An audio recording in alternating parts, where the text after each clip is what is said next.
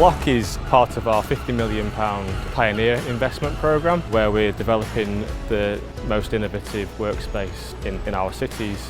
The idea is that we're embedding 6 key pillars into our design, and part of that is sustainability and biodiversity, and we thought that because of those 2 key pillars, the blue-green roof would fit perfectly into our block ambitions.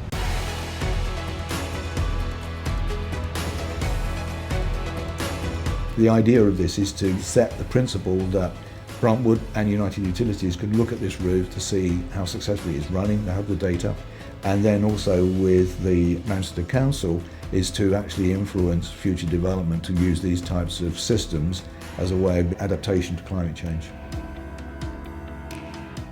We have to work out our calculations so that the water discharges ahead of the storm, which is different to every other project, which generally discharges at the same time as the storm or after the storm.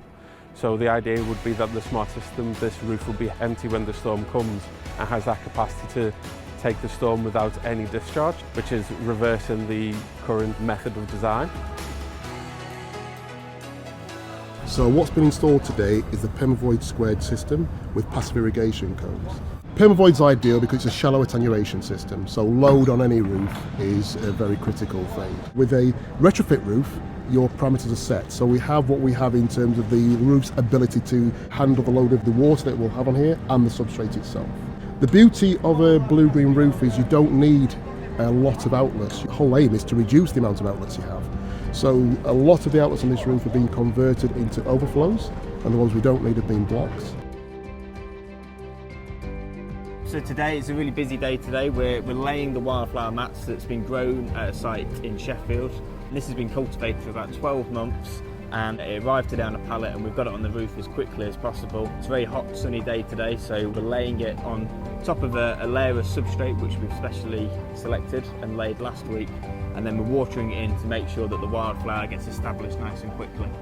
A blue-green roof like this can also help improve the biodiversity of the area, where before there was nothing. We've now created a meadow in essence in the middle of the city, and this is going to help pollinators, bees, butterflies, even birds actually have a small habitat where they can go get food, maybe even nest. And one in particular, the blue butterfly, which Manchester's really trying to attract back to the city.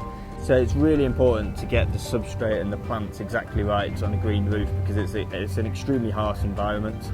We've got a real mixture of loads of different plants. So we've got wild yarrow here with the lovely white flower, and you can see the bees and butterflies are loving it already. We've also got sedums based at the bottom, and we've even got some nice Mediterranean style herbs. So that's a real nice mixture of all these different species. So why the Polysync system is so smart is the fact that this level data feeds straight into the Kista's cloud. This live sensor data is then connected to the weather data. This is then fed into an optimization, and in that optimization we're working out how much water should be in this tank based off the rules set. We want to capture any kind of heavy rainfall events, hold that water up and basically reuse it when we get droughts. At United Utilities, in the northwest, unfortunately, we do face times of too much water and also too little water. Something that's really important to us is quite clearly securing water sufficiency and improving wastewater capacity. To see the transformation is amazing today, because when we came, it was just another roof space. It was just very grey, not a lot there. It was just a space, quite frankly. But now when you go up today and you see the transformation, it's no longer a space, it's a place. You know, it's something that's beautifully biodiverse. It's something where people can go and enjoy the health and well-being benefits as well that blue-green infrastructure provides. So it's just fantastic to see. It's really important that more initiatives like this happen. Personally, I'd like to see it become more and more mainstream. How do we make it that this sort of thing is considered in all building works? You only have to look at what's happening now in Greater Manchester. You see there's an awful lot of building works going on. So it feels like a fantastic opportunity. We can't always just build our way out of trouble. So opportunities like this help us think a little bit differently.